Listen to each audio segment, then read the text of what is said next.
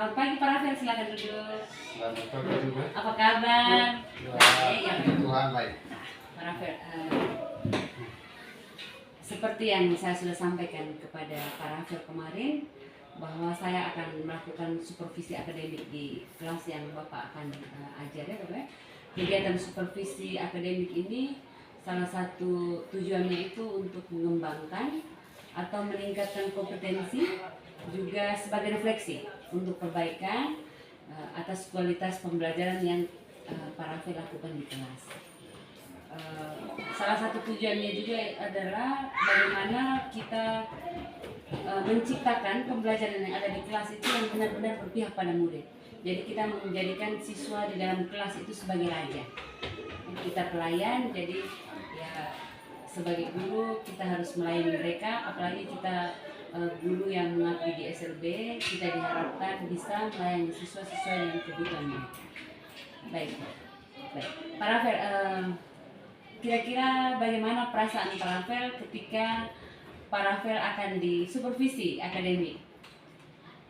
Baik, terima kasih untuk kesempatannya. Yang pertama, saya bersyukur karena saya mendapat kesempatan untuk disupervisi oleh ibu sendiri.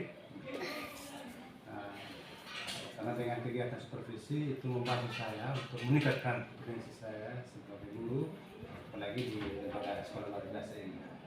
Memang untuk mengembangkan kompetensi saya, di samping itu saya akan melihat mungkin ada kekurangan, misalnya ada kelebihan, tapi ada kekurangan pula yang mestinya memang saya bisa lengkapi nanti dalam pembelajaran selanjutnya.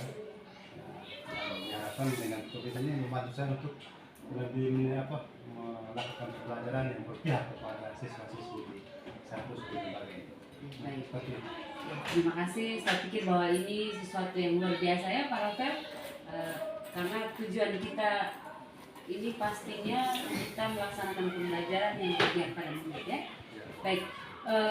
Kalau boleh tahu nih Pak Rafael, kira-kira besok Pak Rafael mau ajar tentang apa ini? Memang kemarin untuk materi saya yang saya melakukan di belajar ini bahwa materi saya tentang aku pribadi yang Oke, baik. Jadi gini Pak Rafael, diharapkan sebelum Pak Rafael mengajarkan materi tentang aku pribadi yang unik, saya berharap bahwa Pak Rafael sudah melakukan asesmen pembelajaran dalam kelas, sehingga materi yang akan Pak Rafael ajarkan nanti itu besok hari itu benar-benar sesuai yang dibutuhkan oleh siswa. Jadi tidak hanya sekedar menyampaikan materi, tetapi saya berharap bahwa materi itu sesuai dengan apa yang siswa butuhkan ya, sesuai dengan minat dan bakat mereka. Terus dari materi aku pribadi yang unik, kira-kira tujuan pembelajaran yang ingin Pak Rafael capai itu seperti apa? Terima kasih. Memang hal materi ini yang diharapkan kita bahwa siswa mampu melihat keunikan masing-masing pribadi mereka, itu ya kurang dan kelebihan yang mereka miliki saat ini, sehingga dengan melihat keunikan yang mereka miliki, di satu sisi diharapkan mereka untuk saling melengkapi, satu sama lain. Itu tujuan pembelajaran yang ingin Pak Rafael capai ya. Baik, Pak Rafael, kira-kira berdasarkan tujuan pembelajaran yang Pak Rafael sudah sampaikan tadi dan sudah ditentukan di dalam pembelajaran yang akan Pak Rafael sampaikan, kira-kira itu kompetensi yang Pak Rafael yang mau dikembangkan itu seperti apa? Contohnya kompetensi murid itu seperti apa? Terus kompetensi Pak Rafael sebagai guru itu seperti apa? Contoh kompetensi murid ya, kira-kira dengan mengajarkan materi ini apa yang mau Pak Rafael kembangkan kompetensi mereka? Untuk tentang materi ini, kompetensinya dengan melihat situasi yang telah ini, banyak hal yang saya lihat mereka di antara mereka harus bisa saling menolong sebenarnya. Kekurangan mereka saling menolong. Siswa yang tidak bisa urus diri, saya bisa mereka teman lain bisa bantu. Berarti kerjasama yang dari kompetensi ini P5-nya masuk ya para pendengar, profil pelajar Pancasilanya masuk. Terus para kira-kira itu kan dari kompetensi dari sisi murid. Kira-kira dari Paravel sendiri itu seperti apa? Ya. Di satu sisi ya saya memang sebagai guru mata pelajaran ya, memang satu hal yang mungkin saya bisa lakukan untuk di sekolah luar biasa ini memang ya, materinya Ya. materi ini saya mungkin tapi diharapkan saya akan lebih peka lagi melihat bagaimana situasi COVID yang ada di lembaga ini. Luar biasa Paravel. Saya sangat mengapresiasi dalam hal kompetensi yang ingin Paravel kembangkan. Terus Paravel dari materi aku pribadi yang unik, metode pembelajaran yang Bapak pakai dalam materi ini apa? Jadi Kayak jawab kah, diskusi kah?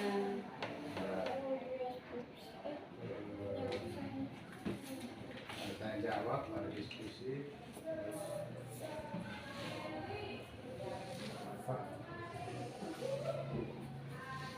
Yang terakhir pasti ada pemberian tugas atau penugasannya Pak ya?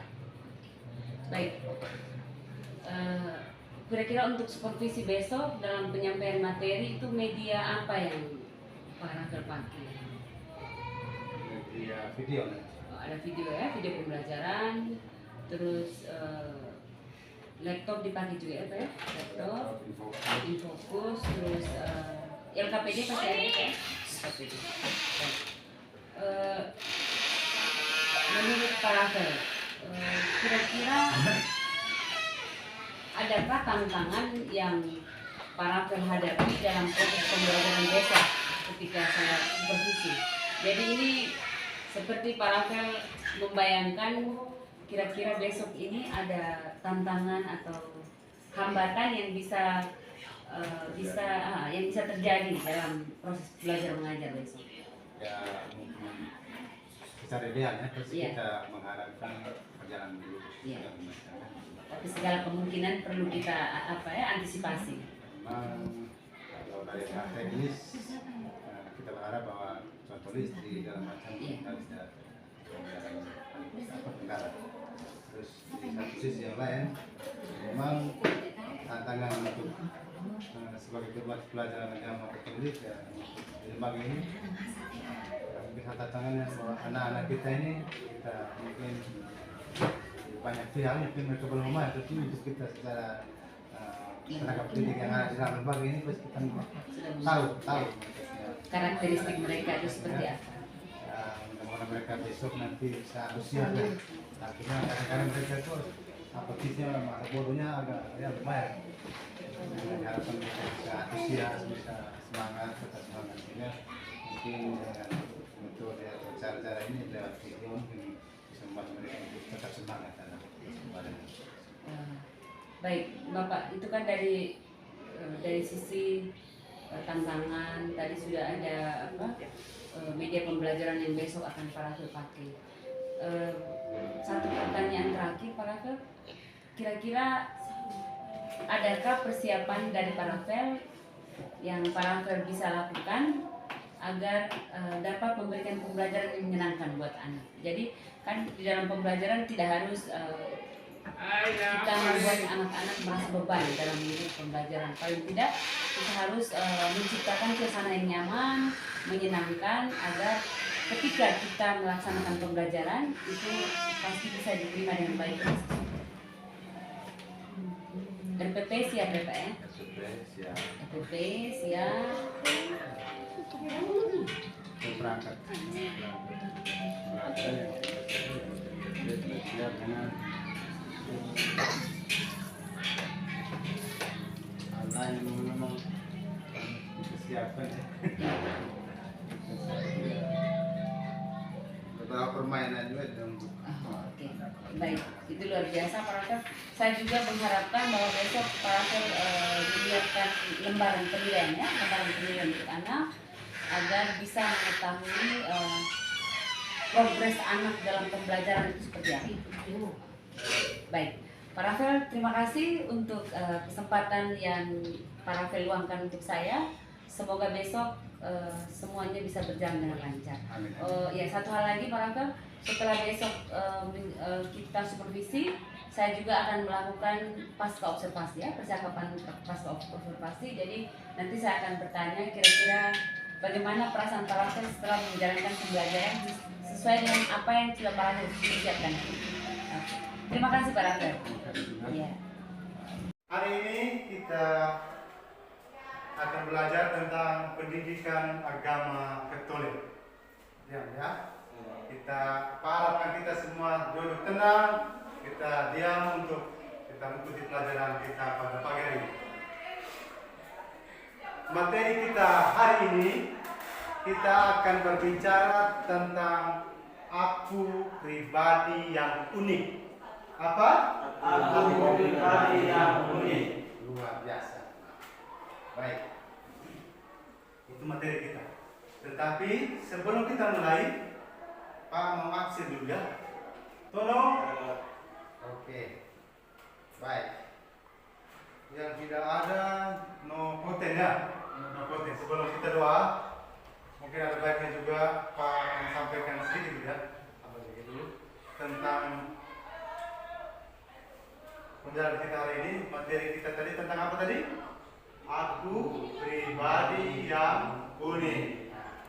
Jadi tujuan pembelajaran kita hari ini itu diharapkan peserta didik mampu memahami keunikan dirinya dengan segala kekuatan dan keterbatasannya, sehingga menerima diri dan dapat menempatkan dirinya sebagai citra Allah serta bersyukur kepada Allah atas segala anugerah yang diterimanya.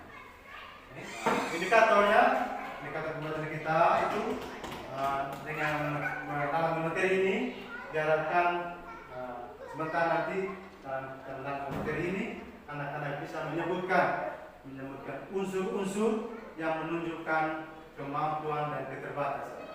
Nanti sebentar kita akan membagi tugas untuk kita mengisi bagaimana apa yang menjadi kelebihan dalam diri kita masing-masing, apa yang menjadi kekurangan dalam diri kita masing-masing. Mari kita berdoa. Pak yang pimpin ya. Dalam nama Bapa dan Putra dan Roh Kudus. Amin.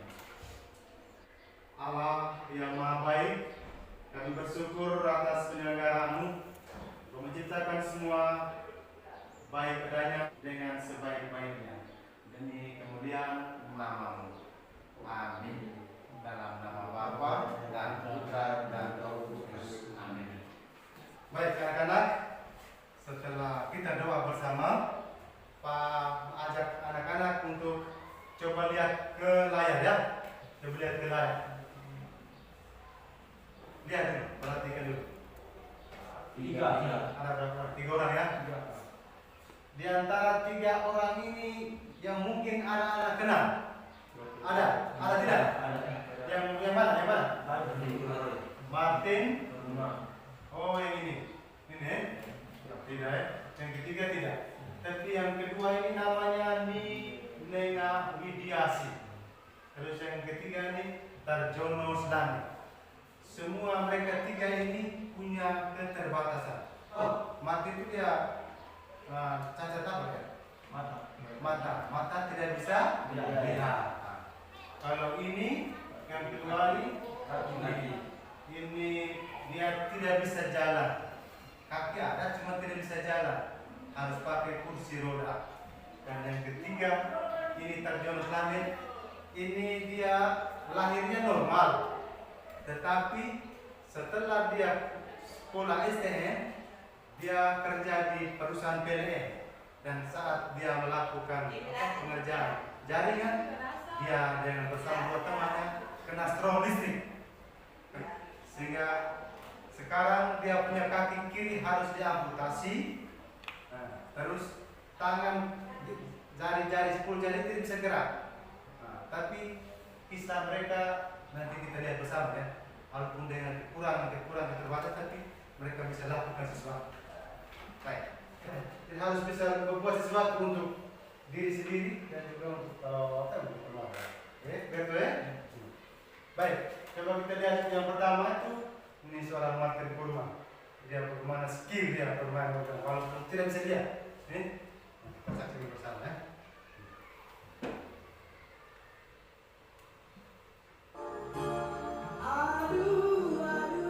Bisa lihat ya? Bisa lihat?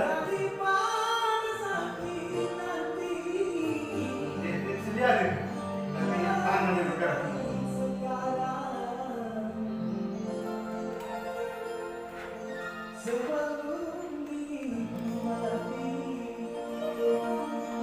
Oke. Bagaimana ekspresi beliau tidak lihat?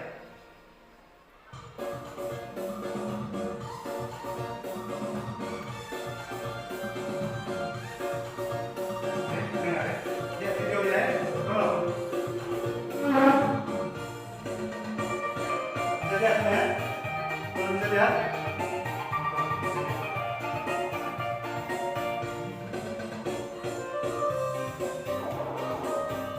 Pak, bisa lihat ya? Pak?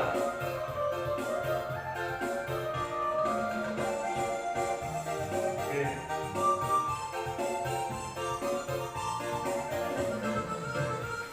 Tadi yang kita nonton itu siapa yang main organ tadi? Martin Kurma. Martin Kurma. Martin Kurma. Dia pernah sekolah di SLB Negeri WW juga. Kalau anak-anak lihat tadi, dia main organ bagaimana tadi? Jago tidak? Jago. Ski ya. Kamu semua ini Pak punya anak-anak anak-anak yang baik semua, anak yang baik. Jadi jaga supaya apa yang Tuhan Allah sudah berikan kepada kita ini normal. Kaki tangan semua ada, bisa lihat, bisa ngomong jelas. Sehingga apa yang Tuhan Allah berikan kepada kita itu kita kembangkan, kita buat supaya menjadi berguna untuk diri kita juga untuk orang lain. Kita siapa? Tarjono Slamet. Dia kehilangan kaki kiri dan sekarang menjadi manajer yang sukses. Nama urusannya itu Mandiri Craft. Baik, kita lihat ya, nonton video ini. Lihat bebas sebentar. Keterbatasan menjadi sebuah prestasi yang bernilai ekonomi. Channel usaha yang berproduksi di desa. Lihat ya. Tolong lihat.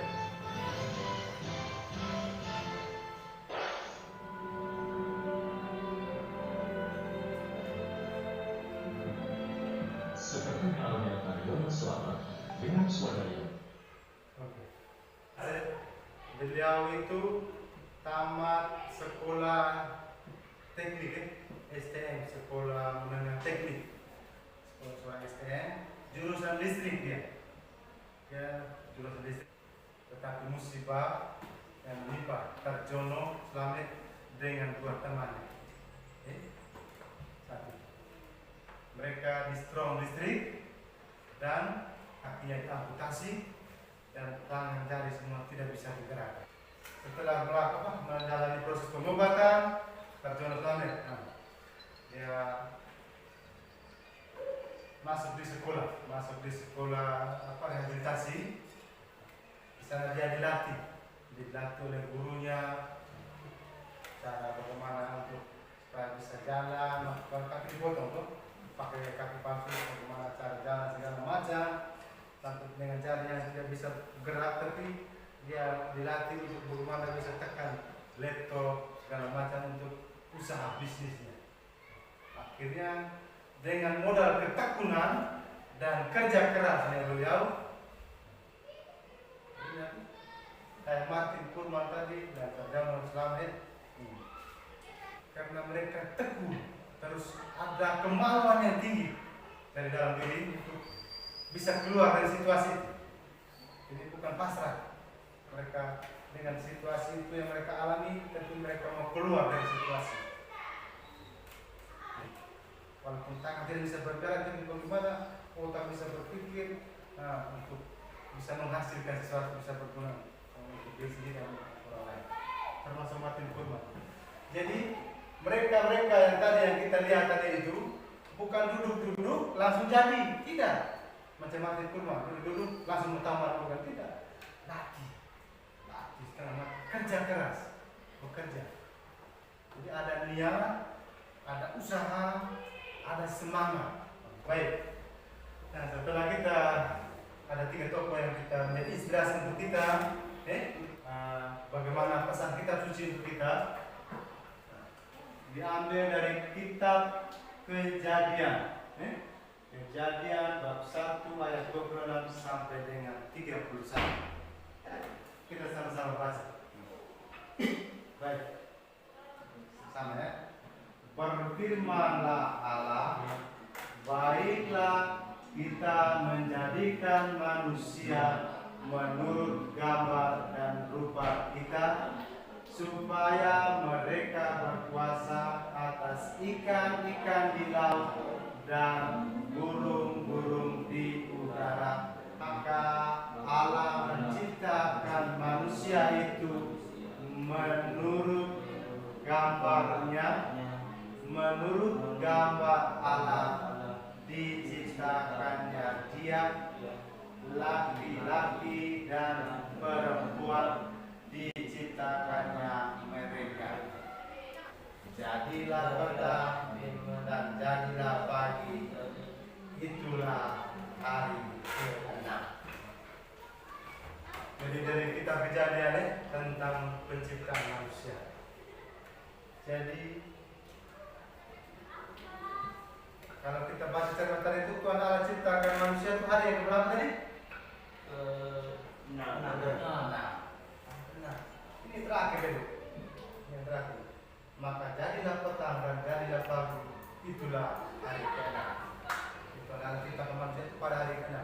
Dan untuk anak-anak ketahui, Tuhan Allah menciptakan manusia itu berbeda dengan ciptaan Tuhan yang lain. Ingat itu. Tuhan Allah menciptakan manusia itu menurut gambar dan rupa Allah sendiri.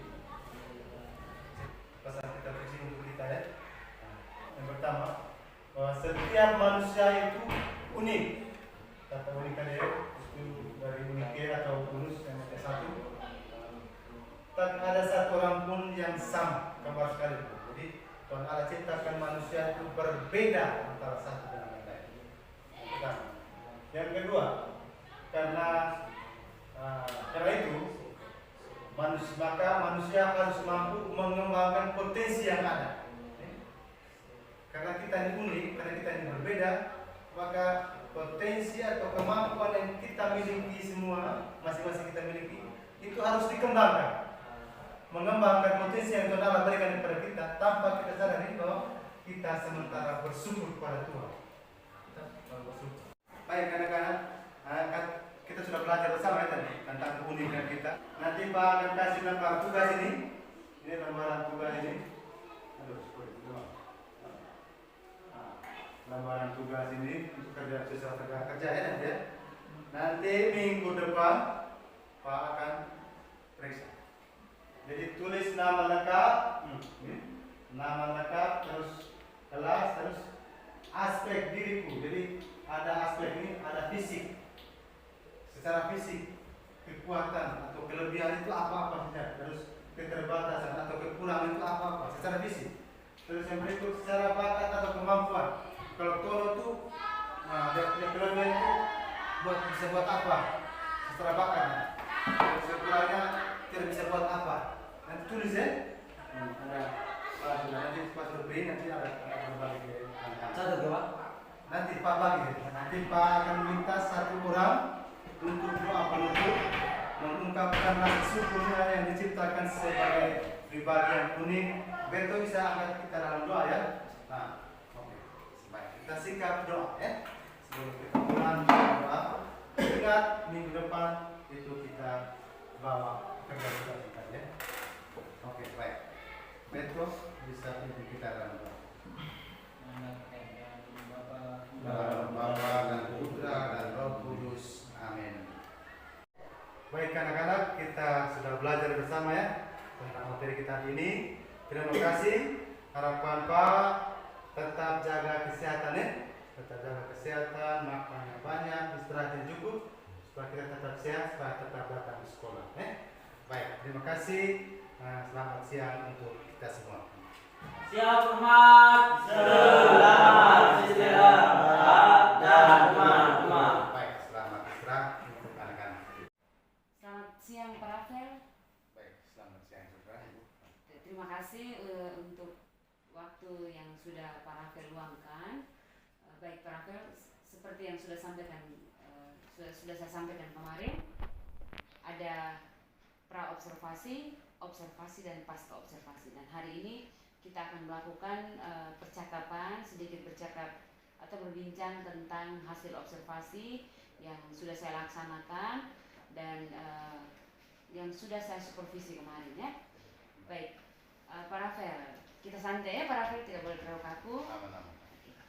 Pak Rafael, jadi tujuan saya melakukan observasi atau supervisi akademik kemarin itu, saya mau Pak Rafael merefleksikan terkait pembelajaran yang sudah Pak Rafael lakukan. Terus saya juga ingin mengetahui rencana aksi pengembangan diri, terus dan peningkatan kompetensi pembelajaran tentunya yang berpihak pada murid. Baik, Pak Rafael, kira-kira bagaimana perasaan Pak Rafael ketika kemarin sudah melakukan observasi pembelajaran?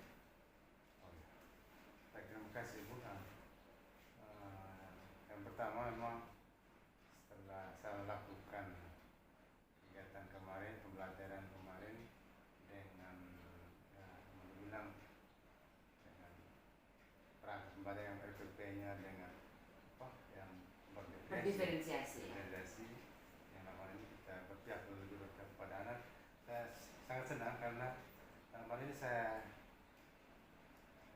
jujur bahwa kita bukan dari pendidikan luar biasa, kita dari guru umum. Iya, benar-benar. Saya lebih merasa bahwa kita lebih sampai kepada anak, pesan saya tersampai kepada anak karena kita bisa menyesuaikan dengan kondisi anak. Berarti saya bisa sedikit mengambil kesimpulan bahwa RPP berdiferensiasi sangat pas atau sangat cocok bila diterapkan di SLB juga ya. Menurut Pak Rafael, dari pembelajaran ya RPP atau desain pembelajaran yang sudah Pak Rafael desain kemarin itu, apakah tujuan pembelajaran yang sudah dituangkan di dalam RPP itu sudah tercapai atau belum, Pak? Menurut perspektif saya dengan RPP yang berdiferensi itu bagi saya pikir sudah sampai, sangat membantu karena dengan melihat hasil evaluasi terakhir yang saya jawab, anak-anak justru lebih cepat tangkap, bisa menjawab pertanyaan. Jadi tujuan pembelajarannya sudah tercapai ya Pak Rafael, karena salah satu kelebihan dari RPP berdiferensiasi itu begitu, kita benar-benar menjawabi kebutuhan anak. Jadi bukan hanya sekedar bahwa materi kita habis tersampaikan, tapi benar-benar menjawab kebutuhan anak. Dari proses pembelajaran yang sudah Pak Rafael laksanakan kemarin, apakah ada kelebihan atau kekurangan yang Pak Rafael rasakan ketika menggunakan RPP berdiferensiasi? Untuk kelebihannya, yang pertama saya pengalaman baru untuk saya berterima kasih karena saya bisa beradaptasi dengan RPP berdiferensiasi.